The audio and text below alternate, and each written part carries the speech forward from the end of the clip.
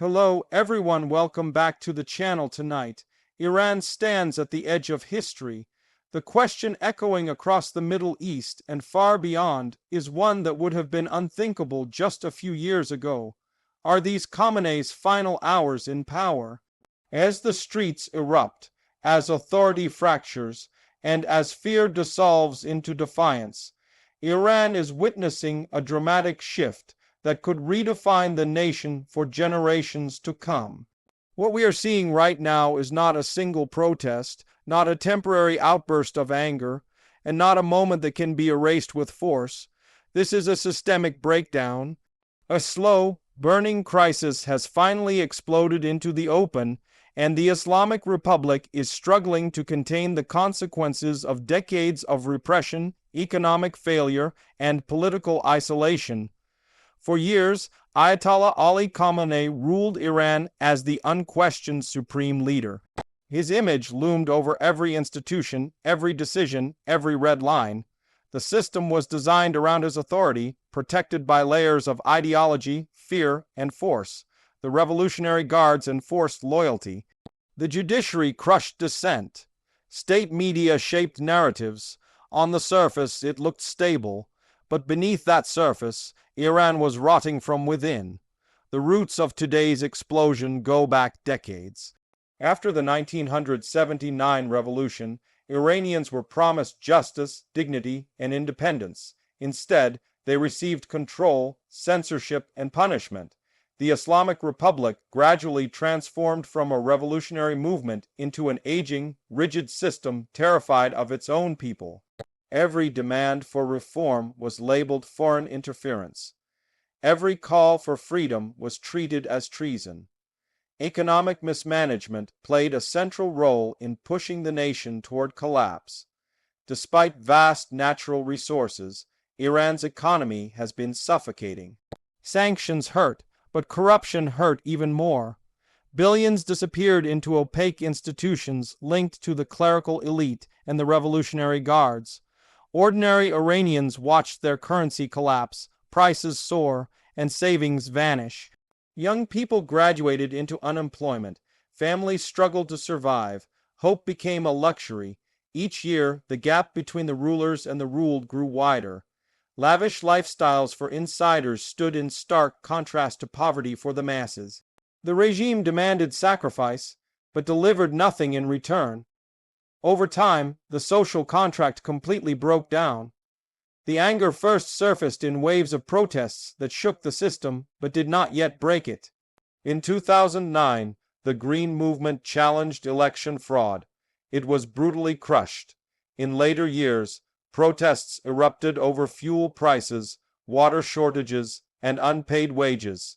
Each time, the regime responded with force. And each time, the anger returned stronger. Then came a turning point that changed everything. Women stepped into the center of resistance. Their courage transformed the nature of protest itself.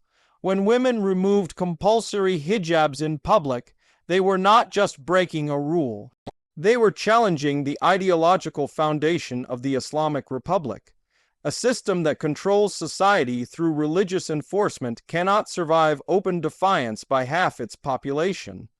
The streets became a battleground of identity and power. Chants grew bolder. Death to the dictator replaced cautious slogans. Khamenei's name, once spoken only in whispers, was now shouted in rage. Posters were burned. Statues were defaced. The psychological barrier of fear collapsed. This was the moment when the regime's most powerful weapon failed. Fear no longer worked. The response from the authorities was ruthless. Security forces used live ammunition.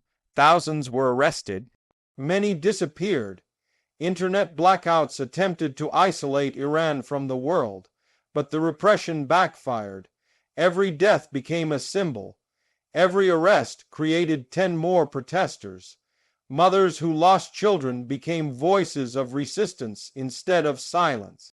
As the streets burned, something even more dangerous for the regime began to happen behind closed doors.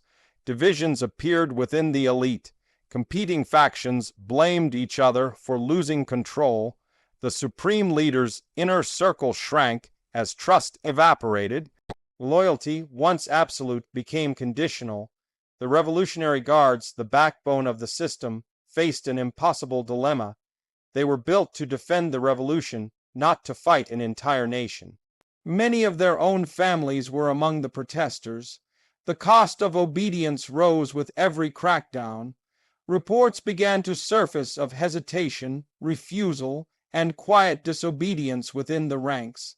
At the same time, Iran's foreign policy failures came home to roost.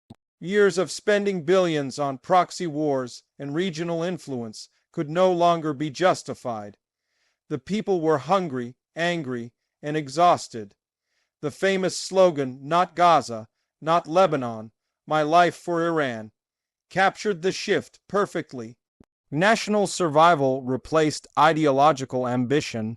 Khamenei's speeches during this crisis revealed a leader increasingly disconnected from reality. His words sounded recycled, defensive, and hollow.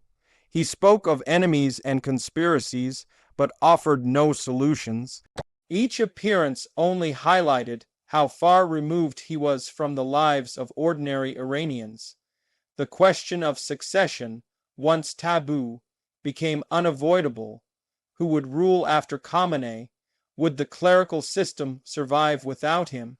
Could the Revolutionary Guards take full control? These questions haunted the regime while energizing the opposition. And then the unthinkable happened. Protests erupted simultaneously across the country on a scale never seen before. This was not random chaos. This was coordinated defiance. Tehran, Mashhad, Isfahan, Shiraz, Tabriz, Avaz, and countless smaller cities rose together. The regime's ability to isolate unrest collapsed completely. Security forces were overwhelmed, communication broke down, orders conflicted. In some areas, police stations were abandoned. In others, officers removed their uniforms and vanished into the crowd. The image of absolute control shattered in real time. As the streets erupted, a figure long dismissed by the regime returned to the center of national conversation. Reza Pahlavi, the crown prince of Iran, son of the last Shah, emerged as a unifying voice during the chaos. For decades, the Islamic Republic portrayed him as irrelevant. But history has a way of reviving what systems try to erase. Unlike the clerical leadership, the crown prince did not speak in threats or ideology. He spoke of unity, democracy, and reconciliation. He called on security forces to stand with the people. He promised accountability through law, not revenge through violence. His message spread rapidly despite censorship. Millions shared his words.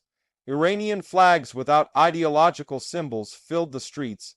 Chants began to change. The protests were no longer just against Khamenei. They were for a future beyond the Islamic Republic. This moment terrified the regime more than anything else. Protests can be crushed, anger can be suppressed, but an alternative vision is lethal to authoritarian systems. When people believe in a future without the ruler's power evaporates. International reactions shifted quickly. Governments that once engaged cautiously with Tehran began preparing for a post-Khamenei era. Diplomatic channels buzzed with urgency.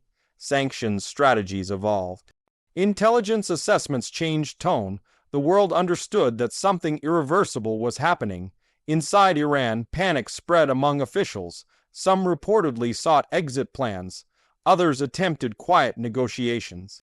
The once unbreakable wall of power fractured under pressure. State media faltered. Official narratives contradicted reality. Long silences replaced confident broadcasts. When propaganda fails, authoritarian systems lose their last line of defense. The streets, meanwhile, told a different story. People marched not just in anger, but in hope. Tears flowed not only for the dead, but for the possibility of life without fear.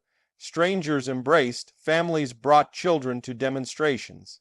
A nation rediscovered itself, but this moment is not without danger. History is unforgiving to revolutions that lose focus. Power vacuums invite chaos. Old grievances threaten unity. External actors may seek influence.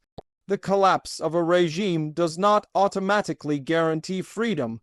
That is why leadership, restraint, and vision matter now more than ever. The calls for peaceful transition, national reconciliation, and institutional rebuilding offer Iran its best chance to avoid repeating cycles of dictatorship under a new name. As rumors swirl about Khamenei's health, isolation, and diminishing control, the symbolism is unmistakable.